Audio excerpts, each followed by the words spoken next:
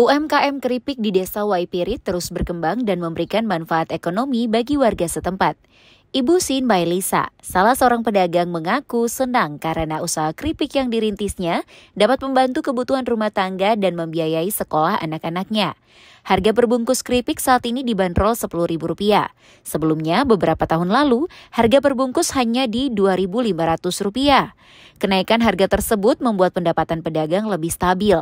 Menurutnya, saat libur hari raya atau akhir pekan, penjualan meningkat tajam karena banyak pembeli yang membeli keripik sebagai oleh-oleh. Dari hasil penjualan itu, keuntungan harian pedagang dapat mencapai Rp200.000 dan saat liburan naik hingga Rp500.000. Ibu Sin Mailisa berharap pemerintah dapat memberikan perhatian lebih terhadap pengembangan UMKM keripik di Desa Waipirit agar produk lokal tersebut dapat terus bertahan dan berkembang.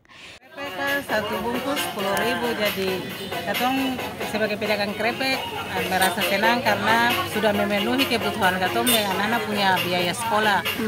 Jadi dia selalu, dia sangat penting untuk kebutuhan katong hari-hari, keperluan anak-anak sekolah, rumah tangga, juga keperluan yang lain-lain. Senada dengan itu, Ibu Seli, pedagang lain, mengungkapkan pendapatannya tergantung ramainya penumpang di Pelabuhan Waipirit.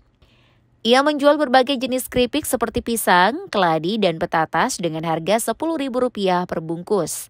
Setiap hari keuntungan yang didapat berkisar Rp200.000 hingga Rp300.000, dan pada musim ramai penumpang dapat mencapai lebih dari Rp500.000. Memang harusnya banyak, berarti pendapatannya lumayan. Rp10.000, Pak. Pisang, keladi, patatas ungu. Kita satu hari itu bisa dapat 200, 300.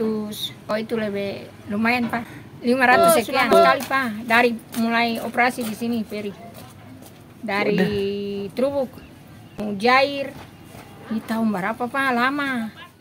Kehadiran UMKM seperti ini membuktikan bahwa semangat wirausaha masyarakat desa masih tinggi dan jika dibina secara berkelanjutan dapat menjadi penopang ekonomi daerah. Dari Kecamatan Kairatu, Kabupaten Serang bagian Barat, kontributor TVRI Joshua Kaya melaporkan.